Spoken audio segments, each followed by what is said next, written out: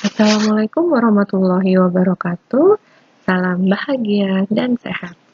Perkenalkan, saya Widianti Rahayu, CGP Angkatan 5 Kota Bekasi dari SMPN 32 Kota Bekasi.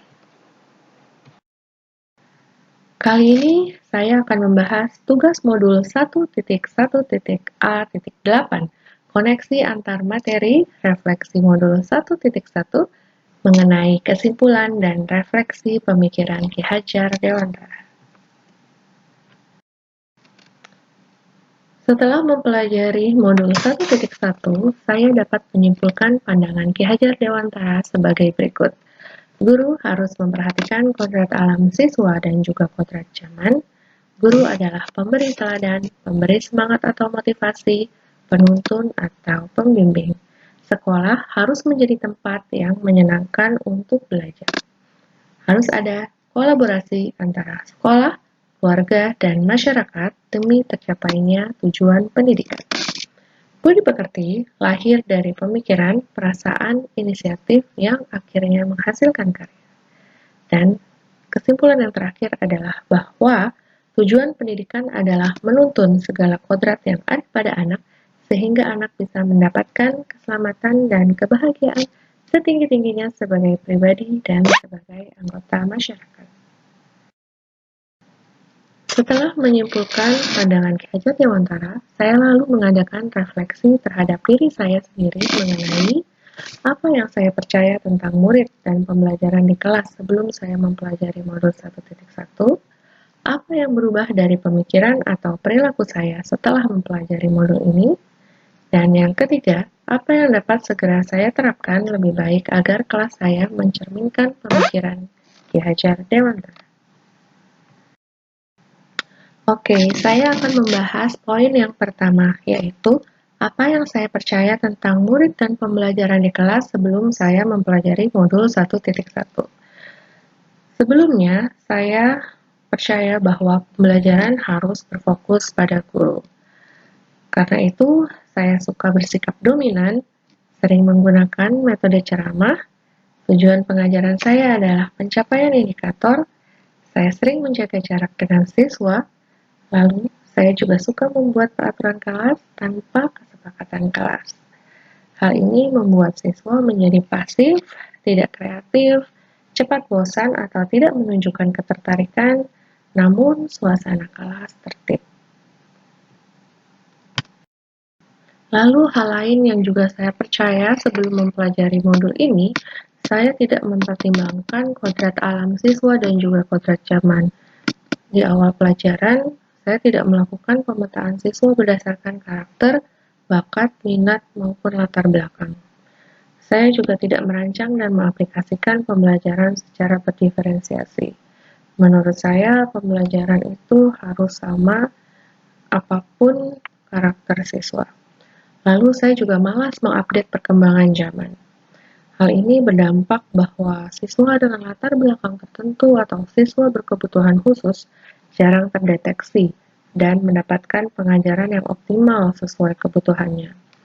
Lalu, saya sebagai guru juga sulit masuk ke dalam dunia siswa yang selalu berubah, yang saat ini mengedepankan teknologi dan informasi. Poin kedua dari refleksi saya adalah tentang apa yang berubah dari pemikiran atau perilaku saya setelah mempelajari modul ini. Ternyata banyak sekali perubahan dalam pikiran dan perasaan saya mengenai pendidikan. Saya sadar bahwa pendidikan adalah menuntun, bukan memaksa seseorang menjadi seperti yang kita mau. Tujuan pendidikan adalah untuk memperoleh keselamatan dan kebahagiaan. Jadi, guru dan siswa harus memperoleh pengalaman yang membahagiakan selama proses belajar. Kodrat alam dan kodrat zaman merupakan dasar untuk merancang pendidikan atau pengajaran. Dengan memperhatikan kodrat alam, guru akan mengetahui beragam karakter, sosial, budaya, kebiasaan, latar belakang, harapan, dan kekhawatiran siswa. Dan dengan memperhatikan kodrat zaman, guru akan mudah masuk ke dunia anak atau siswa Guru harus menjadi sosok yang mudah beradaptasi dengan perubahan zaman. Lalu perubahan pemikiran saya yang lain yaitu bahwa sebelum memberikan arahan, guru harus memberikan contoh. Guru adalah teladan untuk siswanya. Guru juga harus berada di tengah-tengah siswa untuk memberikan dorongan dan juga semangat. Guru harus memberikan arahan dan petunjuk untuk siswa, bukan mendikte. Budi pekerti lahir dari perpaduan antara cipta, rasa, dan karsa hingga menimbulkan karya. Jadi, anak harus diberikan pendidikan secara kognitif, dikembangkan pengetahuannya, afektif, dikembangkan sikapnya, dan psikomotorik, dikembangkan keterampilannya. Lalu, saya juga jadi berpikir bahwa kolaborasi dan komunikasi antara sekolah, orang tua, dan masyarakat sangat penting.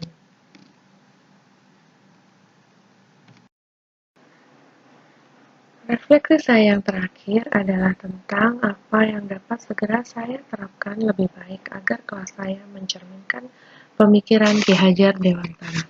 Pertama, saya harus mengajar dari hati, harus merasa bahagia sehingga bisa membahagiakan siswa. Saya harus menjadi pribadi yang sabar dan mampu menahan amarah. Menjadi teladan siswa dengan melakukan berbagai pembiasaan baik. Mencoba melakukan berbagai kegiatan yang menyenangkan di kelas. Mencari info sebanyak-banyaknya mengenai karakter, potensi, latar belakang siswa di awal tahun ajaran. Merancang pembelajaran yang berdiferensiasi serta student-centered. Menghidupkan kemampuan siswa untuk bergotong royong dan menghargai keberagaman. Misalnya, menghidupkan tugas kelompok, membuat produk, atau melakukan proyek. Mendorong dan memberikan semangat berada di tengah siswa. Tidak mendikte siswa, namun menuntun. Sering berdiskusi dengan siswa. Dan sering melakukan refleksi. Demikianlah refleksi saya mengenai pandangan Ki Hajar Dewantara serta pengalaman saya dalam pengajaran sehari-hari dan apa yang harus saya terapkan agar pengajaran saya lebih baik dan menerapkan prinsip-prinsip Ki Hajar Dewantara. Terima kasih atas perhatiannya. Assalamualaikum warahmatullahi wabarakatuh.